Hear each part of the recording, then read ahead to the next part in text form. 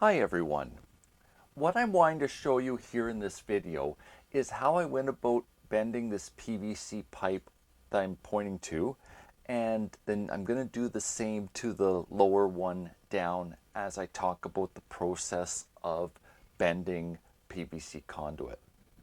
What I'm trying to achieve is having the pipe go to the frame of the yard drain where the conduit can be strapped onto it.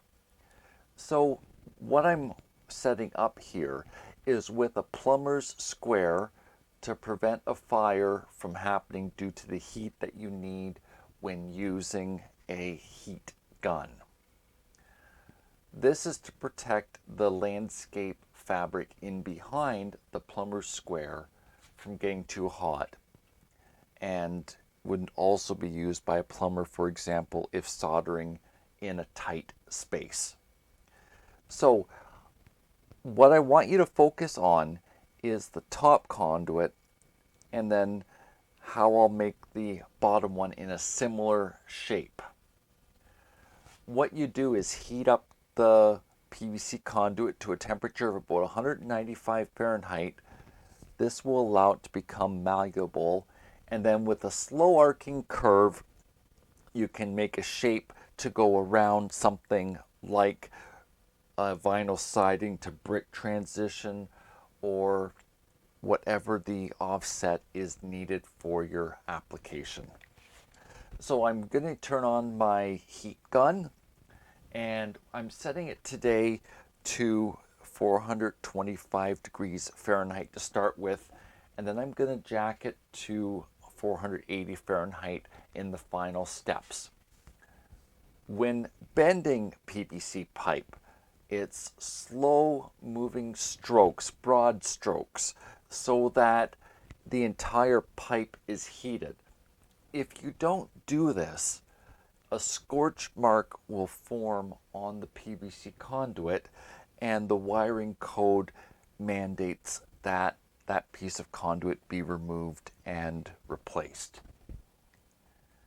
So you'll see that I'm continually moving the heat gun as I go about doing this. For those who are interested, the heat gun I'm using is what is part of my soldering rework station. This gives me the option to set the temperature to where I need it be. You don't have to go this route. You could try a powerful hair dryer on high with both the heat and fan, or you could use a paint stripper heat gun, or else a heat gun that would be used for other purposes as well. They come approximately as cheap as about 35 Canadian, and you could spend a few $100s on one, depending on what your needs are, the accessory, and possible carrying case that comes with it. I'm using that black plumber's square to test the pipe if it's ready and malleable yet. That's my means of not burning myself. Now, if you don't have the experience that I have, an easier method is using gloves that are commonly for welding, or at least construction gloves that'll give a layer of protection between the heat and what you're holding. Me folding over the plumbing square has the same effect of this and protects my hands from burning. What it lets me do is hold any area that might be crimped and kind of pushing it downwards in sort of a C shape that will let me take a kink out as the conduit heats up and takes on its new shape. You'll kind of know that a pipe is near ready for bending when you see that it's sort of curving or bowing a little bit. For me personally, I check about every 30 seconds. And even when it appears ready for bending, I still give it a few, maybe 10, 15 more seconds heat, just so that it's really ready and that there's sort of uniform heat all the way through and will allow it to bend and not kink. So this is more of a marathon than a sprint. Now, not all of you may want to go this route, so if you're not doing something that's so much one-off that I'm doing here with the shape of the conduit to fit that yard drain, you could make yourself a wooden jig and instead heat up sand to approximately 325 Fahrenheit and then pour it into the conduit. Then the sand will transfer the heat to the PVC conduit, allowing it to become malleable. And then the same concept of broad strokes and a gentle curve applies for bending PVC conduit. There's more than one way of doing this, so I'm just trying to give you an option. Now you'll see with the test I just did, it is getting there, but it's just not quite ready. So I was sort of figuring another minute or so of applying the heat to it. And I want to point out to you that sometimes I'm aiming for the underside. Sometimes I'm aiming for the side, the top, and then trying to get the back, because you want to make sure that you're covering it with heat and not targeting one area. You know, you get those scorch marks when you become too focused on a narrow area. And I really can't, emphasize it enough. The broad strokes of your hand when you're applying the heat is what works with this particular technique and this particular strategy for bending conduit. So as I'm sitting here, I can actually see that it's changing shape before me, and it's getting close to where I can go ahead and make the bend that's required. I just want to give it a little bit more heat, just so that it doesn't kink on me. So why I'm making such a big deal about kinking is to make sure that I can still get the wires inside of it and still have space for a rope to go into the conduit if I need to change out a wire. So there still needs to be space inside of it to work with in the future for cable failure, for example. Or maybe you need an extra cable added. That's why I've just put so much attention to the broad strokes and bending it, and why this has ended, or why the top one ended in the shape that it did. For bending PVC, ending on a 90 degree or a 45 degree, or ending straight is the sort of the options. So plumbing electric conduit will let you go around a corner, so a 90 degree corner, a 45 degree corner, sort of a half of an arc, or you can just continue on with a piece of conduit but that you've had to do an offset with, like a vinyl siding to brick wall transition. So the upper one ended on a 45 degree corner, or a 45 degree angle. So I'm going to have to buy the matching 45 degree angle, so I've got the conduit then aiming in the right position for me. But it's just another one of those things to think ahead with how you're going to apply this and what your specific need is. So I've again given it a bit of a wiggle. I'm just sort of gauging how malleable the PVC is. If you have it, an infrared thermometer could help you gauge also the readiness of the PVC conduit to be bent. And what you would be doing is taking 5 or 6 readings of the temperature, or just holding the trigger down and just keep reading all over and sort of looking for what the lowest temperature in your range is. And I mean, 205 degrees Fahrenheit is really the upper limit you need to reach for bending PVC. But if you're doing, more of a broad stroke or a broad change, then working at, the 195-degree temperature will suffice for your purposes.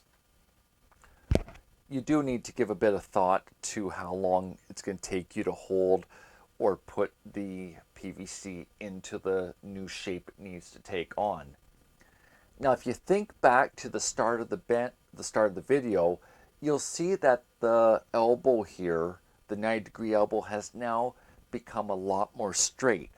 It's gone back to the original position when it was originally manufactured. And you'll see here, I'm finding that it's basically ready to hold, but there's just a little bit more resistance in the PVC conduit. And although you can't see it on the camera, there were a few areas that I was concerned that it wasn't maintaining a circle on the inside and was just on the verge of kinking. So I thought I would just give it maybe 30 seconds more of heat.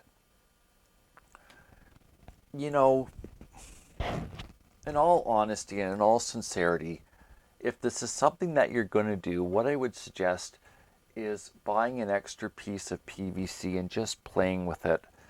Cut into maybe 3-foot sections, practice heating and shaping, and then reheating and shaping again, and just trying different bends and getting a sense of the thickness of the conduit that you're using and how tight the bend can be for that size.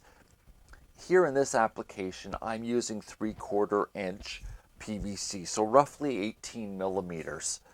And with this, it needs more of a broad stroke and a broad bend than what you'd be able to get away with 1/2 inch, for example.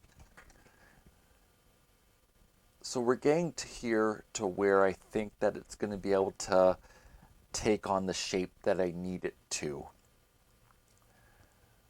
So I'm just going to go ahead and get my hand in there with it on that plumbing square. And I do want to make sure it's ready to go. But I think I have it. So I'm just a little bit more heat. And for all purposes, I think I'm there now, because the 90-degree bend that was in the PVC conduit's now gone. So I happen to have had a friend standing left of the camera, and I asked him to verify for me if that looked like a 45-degree angle. He said no, and then I said to him, do I go up or down? And he said down. Is it correct now? He said yes. So then I just needed to hold it there for roughly 3 minutes, just while it got below roughly 170 Fahrenheit. And at that point, the PVC is going to hold onto its new shape unless heated again. Now, this didn't have to be done with a 90-degree elbow. It could have started with a piece of PVC conduit and then made a shape with a piece of board and some pairs of screws with the same arc on it. This sort of becomes a field application. And if you're doing this even if you're doing some of your home wiring yourself, or you're adding a yard feature to your property, I would still highly suggest that you practice just a little bit. And for the few dollars that these plumber's squares cost in order to act as a heat shield and not start a fire, is well worth your while. So I'm just sort of sitting there holding it, and there is a point where you can tell that the pipe's not going to likely let go. But when you're at that point, I would suggest holding it for about 30 seconds more. And it's just to manage that last bit of gusto that the pipe has to fight back and go into its original shape again. But that's about all that is involved in bending PVC conduit. So, to summarize, you're needing a heat source. I do not recommend MAP gas, propane, microtorch, or related similar products. A heat gun's one option. Warming up sand either on your barbecue or using a blowtorch and warming up the sand in a cast iron pan and then pouring it into the conduit with a funnel will also work. Remember to use your personal protective equipment. And I do want to emphasize that I was at the end having 480 Fahrenheit heat on there. You want to make sure you're comfortable doing this, and if you're not, just put on extra layer protection, because touching that will immediately result in a serious burn that will take a few weeks for you to recover from. And then for those who are the hobbyist, I would finally comment with one last thing. It's to have the sense of satisfaction in your work, in your effort, in what you've completed, and take time to enjoy it, and whatever caused you to need to do this, the sense of satisfaction is always well worth it. When you get into doing these things, it opens up a whole new world where PVC could be used to make a frame or a jig for any number of things. And there really is a limitless opportunity once you got the hang of bending it, where you could make yourself racks or holders, managing craft supplies, managing your tools, making little toys for the kid, kind of like building blocks. Anyway, just mention these things to get you thinking about what's in your world and what might be a good match for you. What I'm finally doing now with just sort of the plumber's square leaning against it is letting the heat bleed off just a little bit faster. So once I go away from this and it finishes cooling down, I know it's not going to move or reposition on me. Thanks so much for this time that you spent with me today. Bye for now.